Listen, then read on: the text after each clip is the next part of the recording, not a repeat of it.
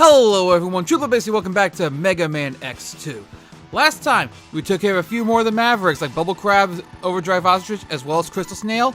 And we also took out one of the X-Hunters and got one of Zero's parts back with that though. So next up though, we're going to be going ahead to take on the remaining Mavericks for this part over here though, and also the remaining X-Hunter as well, so we can get all Zero's parts back though. We're going to start up over here for this guy up over here though, with this Maverick over here though, waiting for the pop up on the screen though. Morph Moth. Definitely is not one I would recommend doing first though, but there's a few reasons for that. First of all, you need weapons to get all the upgrades that are in this stage. Oh,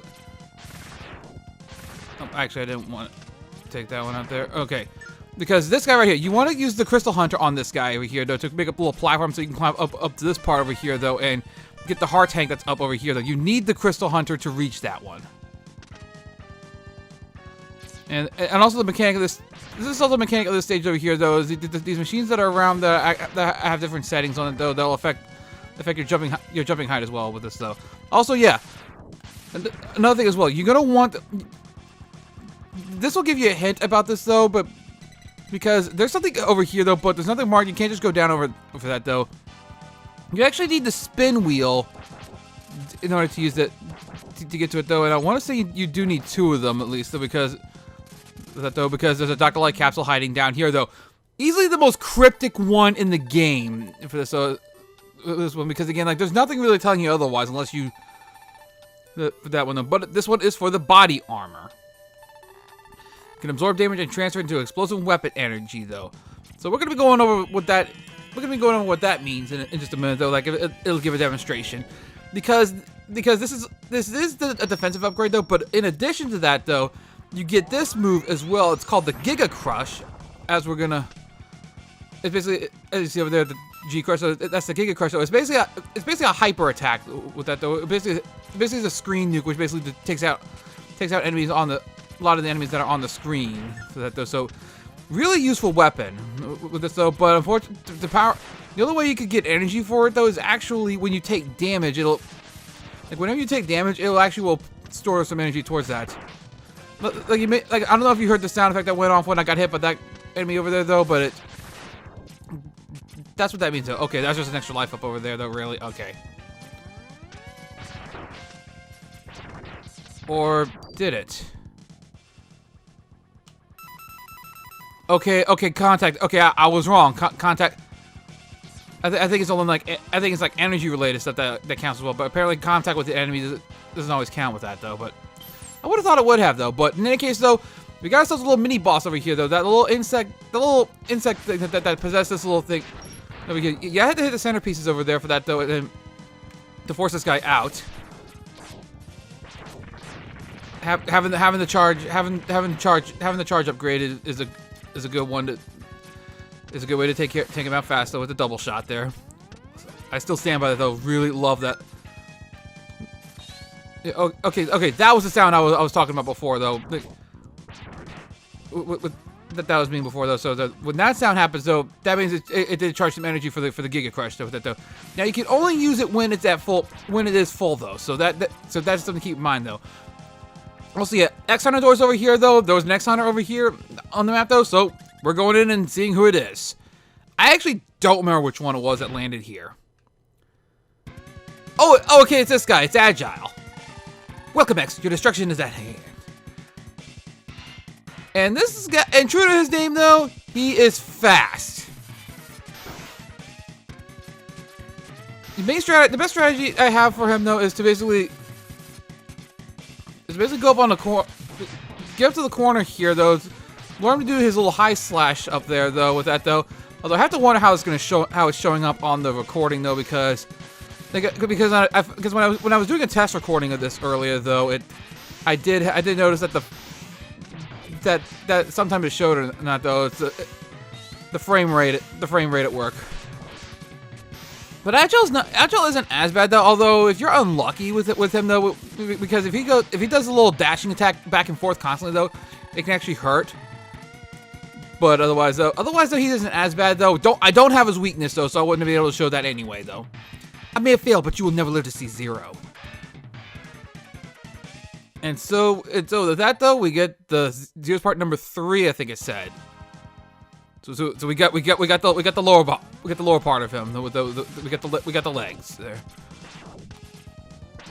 But yeah, I've actually made Agile look a bit easier than it should be though. But yeah, if you can get him into that pattern where he'll keep doing that shot though, where he'll keep firing the little saber slash though, it isn't as bad of a fight though. But again, as I said before though, if you're unlucky though, when he does a dash attack across over that way though, that's usually the worst part of that fight.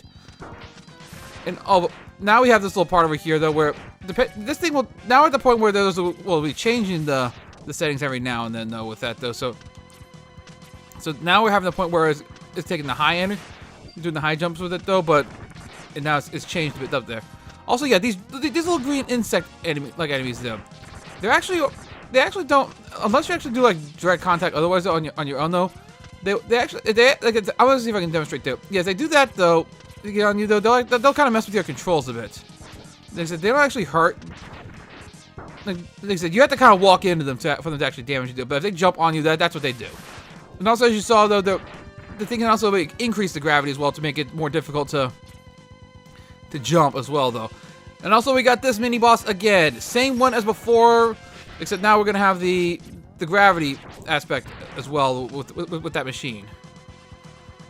Double shot. And there he goes. But yeah, honestly, it's really not. Honestly, that feature's really not that big a deal, though. It's just mostly designed to mess with your movements and throw you off that way, though. Now, the ones that are flying around will damage you. These green bug enemies the ones that are flying around will damage you. Also, haven't seen one of these guys in a while, though. Gonna show real fast. Spin wheel makes very short work of them. Remember how remember how back in Wheel Gator stages took a few charge shots to take him out, though? Yeah, one spin wheel, hit it twice, and that's it. I love the spin wheel move. It's easy. I still think it's one of the better weapons in the game, though. But also, yeah, this guy looks a bit different than what we saw in the intro there. This is Morph Moth. He's in this form right here. He's basically got a bagworm form. And now when he's doing this though, he's just gonna spew junk around over here though, and then he's gonna have the junk. And then he's gonna absorb a bunch of junk, and then he's gonna so now this one will at a certain point though the Morph Moth will change tactics though, but right now it's a pretty basic form. Once he's taken enough damage though, he'll go ahead and go into a phase 2 though, and now he's in his moth form. But yeah, also yeah, you are gonna have to dash underneath him though. And honestly, that's the most annoying part of him is if he spams the little dust, I guess, whatever that sparkling is that he's. But I don't really know what that's supposed to be though. Was that though? But in any case though, Morph Moth is down, and I made that would look easier than it should have been though. But yeah, it's one of those. I still don't recommend doing this guy first. Because he can do a good amount of damage to you if you don't have this. Especially if you don't have the armor upgrade though with that though. But we get the silk shot. Go on and put it on screen with that though. We got there. So we got that upgrade, that weapon at last. And now we've gotten all the Dr. Light capsules though. But now we still got a bunch more sub tanks to go through for this though.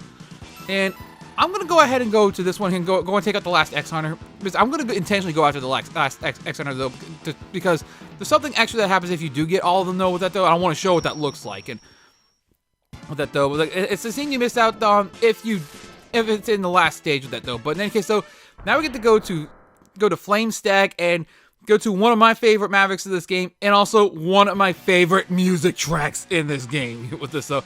I am a huge fan of the music for Flame Stack stage. Also, you want to go ahead as far as the stage itself though. First off, you want to ride this beetle robot up over here though to get to the sub tank that's up over here. I haven't seen one of these in a while.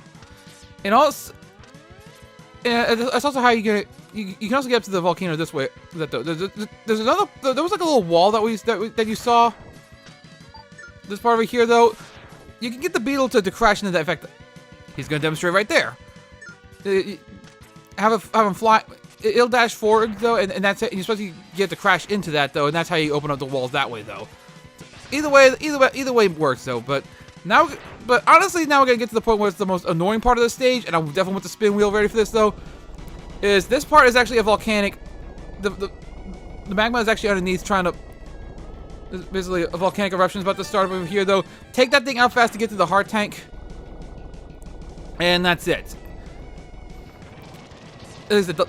That lava's not instant death though, but it does a lot of damage. So you definitely don't want to get hit by that though. And if you get caught in that though, it'll keep damaging you until you can get out of it though, which is rough with that though. But in any case though, now past that though, I'm gonna go ahead and shut up for a little bit and let the music play for just a moment there as we go through this part over here.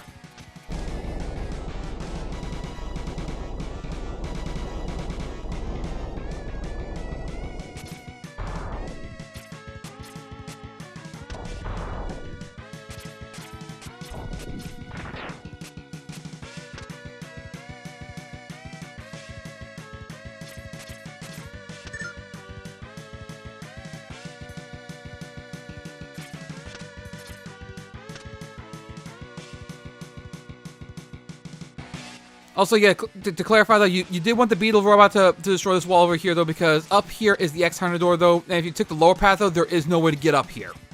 With that though, so you wanted that beetle robot to take the wall up here if the X-Hunter's here though. So now we get to go over here for this one here, and it's the only one left. I shall crush you like a tin can. This is violent. This is the brute of it though, and he's got this ball and chain weapon of sorts though, which is capable of blocking shots, and it really hurts. Like, he is the brute of the bunch though. He's got a relatively simple strategy with this though. When it's going to this approach like that, just get to the upper corner though, and you're mostly safe though. And I'm actually amazed he's doing that attack a lot. Basically, the big thing is you got to try to find the openings though to actually attack, so you can attack him. But otherwise though, but he can do a lot of damage and take you out quickly if you're not careful. It cannot be. Now the unification is in jeopardy. I don't even think that was the same voice I did for the first time. Now we got Zero part number 2, so that is all Zero's parts. So now we get the torso and the arms now with that though. So we got all Zero's parts there, as it is split up into 3 parts here. But yeah, the lower path was just more of the little platforming with the parts over there. Also, I believe the lava down there isn't instant death, but like before, it does hurt a lot. It just does a ton of damage. One of those rare cases where honestly you would almost expect it to be instant death though. But then again though, Flame Mammoth stage though, if you were in the fire part of that one though, actually. With that one, the fire there wasn't instant death either. Also, yeah, I also have to say another thing I like about Flame Stag Stage is this part over here though, because you have these fire enemies with these little that can ignite these jets over here though. So it's actually a really interesting way of that. Basically, the flame providing like the fuel's there, but then you need the ignition to basically have that to basically light it up to actually have those shoot flame like that though. It's a really nice touch actually though. It's more than. So that's one reason I like this stage a lot, though. It's more than just simply having doing a lava level. So I like that though, and we're also gonna get to the reason I like this guy as well though. First of all, is the fact I do like his design, but Flamestag has some unique properties to that. He's actually going for his acrobatics addition to power up though. Now he will shoot. He will shoot fireballs at you though, so that's pretty normal. And I thought I was gonna take a hit there. Now the one thing though is that he can go into a pattern with that though. And then now you do have to watch. Also, yeah, that's the thing I also really like with Flamestag as well is that when he dips down below half health though, his flames turn blue, which indicates he's entering a desperation mode. And he does have another attack though. That dash attack though, if he catches you with that when his flames are blue though, he actually will uppercut you and then hit you with another attack as well.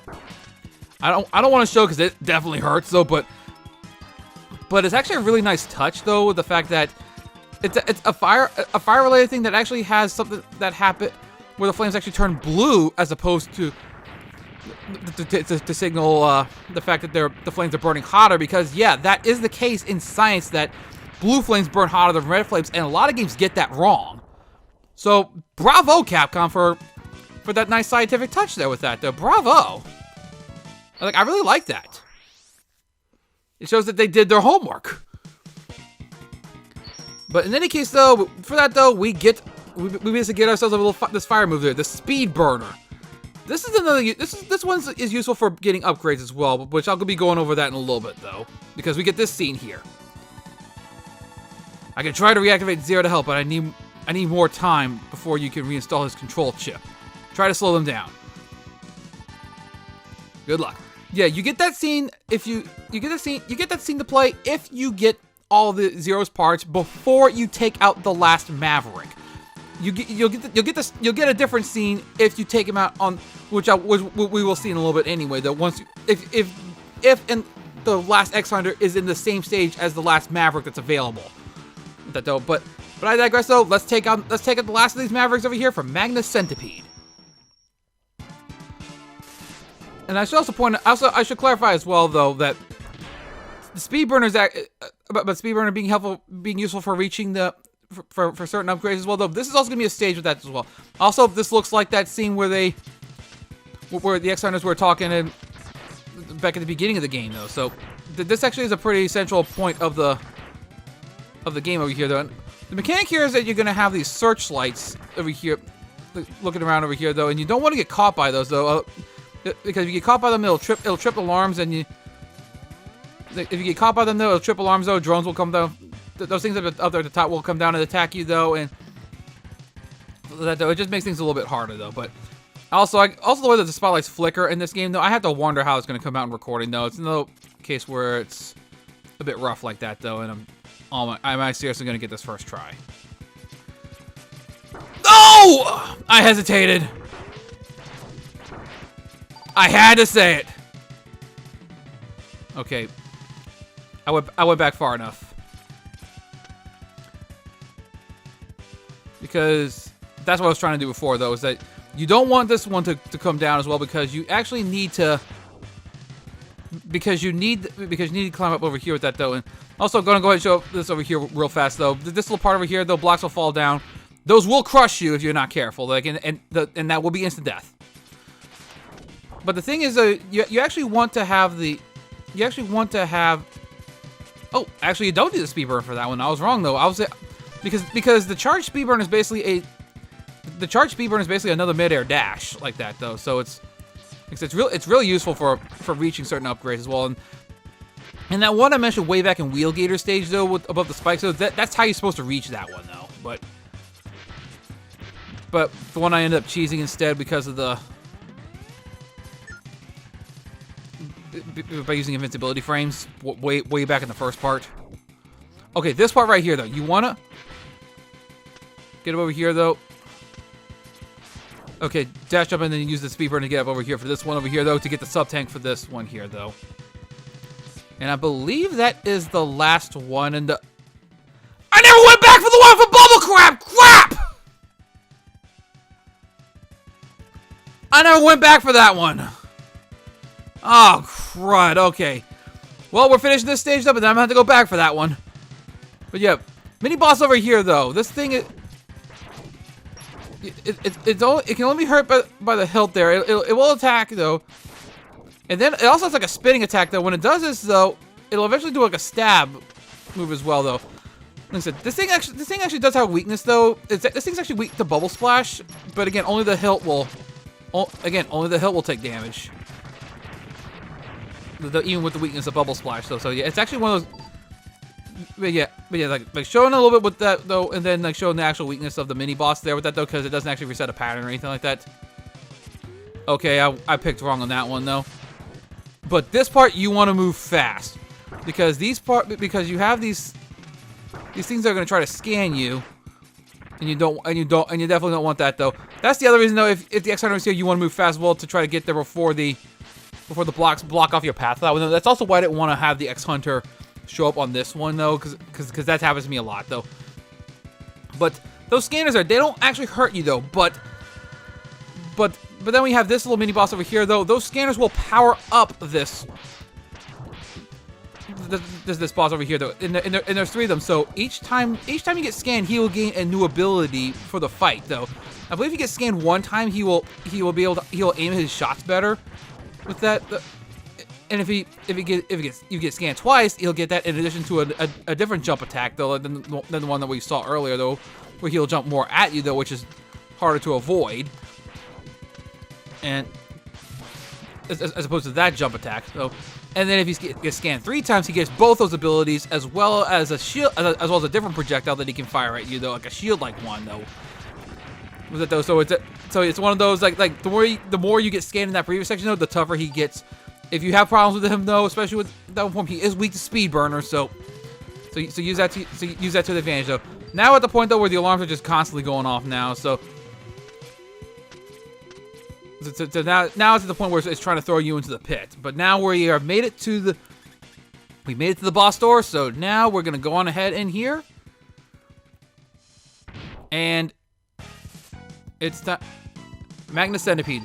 This is another one of those I definitely do not recommend fighting first because of that attack right there. He's got this magnetic pull, and while that doesn't damage you though, it'll sting you though. Also, he also has this attack as well though, where he will basically detach his tail though. But the other thing about this attack though is, again, it will damage you. It won't damage you though, but it will make your movements a lot more sluggish, and you will lose your charge move for the duration of the fight just by being stung once. And the stinging and the sluggish movements will take place will affect even more if you like the more you get hit by that though. So it can really mess with your movements and your ability to fight this guy. He's also got another attack that he hasn't shown yet. He is just desperate to try to sting me even once. Well, it ain't happening! That's kind of a weird effect that X has on with that though. He's not even flickering anymore. He's just glowing there with that though. It's like that was kind of a weird effect just now with that though, because difference being like when it did something like that with Crystal Snail though, he was still flickering and as if the second shot was still active. But we get the last weapon of the game, the Magnet Mine. This one isn't as useful for like fighting stuff though, but it's more useful for bosses, like for certain boss fights. And now, Mega Man X, I've located the X Hunter's base. It is at grid location 00. That's right at the North Pole. I'm on my way. It takes more time to reactivate 0. Slow them down, Mega Man X. This scene would play if you had gotten all Zero's parts, but had gotten the last one, but had gotten the last part at the same time you defeated the last Maverick there with that though. But so you would have missed the other scene if that was the case though. But yeah, now we get to see the X Hunter base up over here, up at the North Pole. I'm sure Sandy didn't appreciate getting run out of his base though. I'm kidding. I'm sorry, I had to do that though. But I know I'm gonna go back and get that sub tank that I missed that I never went back for though, because this is the one I had to backtrack for though after getting something else though. But in any case though, it's actually thankfully it isn't that far into the level though. But and there's actually something else I'm gonna go ahead and show with this one as well. In addition to that though, so first of all, Charged Sonic Slicer makes really short work of this thing. That's one. Second thing I want to show, with Silk Shot in the armor upgrade though, go into this room over here though, and you basically can attract a bunch of capsules towards you with this though. With that though, it's a really good way of, because what happened there was what normally happens with a charged Silk Shot. It'll attract more junk to fire it. That way you can fire a larger shot there with that though, but only in that room specifically can you do that though. But to reach the sub tank though, you need the armor upgrade and the bubble splash, because it's a bit weird though, because because when you can kind of jump along the surface of the water with it though, you have to be kind of fast with it though, but it's only with the charge bubble splash though. So that is gonna be it for that though. So I'm gonna go. Now I'm gonna go ahead and save for that one though. By the way, there's a room in Crystal Snail stage as well that has a similar thing as I want to show with the silk shot though, but it attracts weapon energy instead though. So it's a bit of an odd one to say the least though. But in any case though, I think this part has gone on long enough. Now that we've got everything though, I think it's a good place to end off now. So next time on Mega Man X2, we're gonna be going to the X Hunter stages though and taking the fight to them. See you guys then, and thank you all for watching.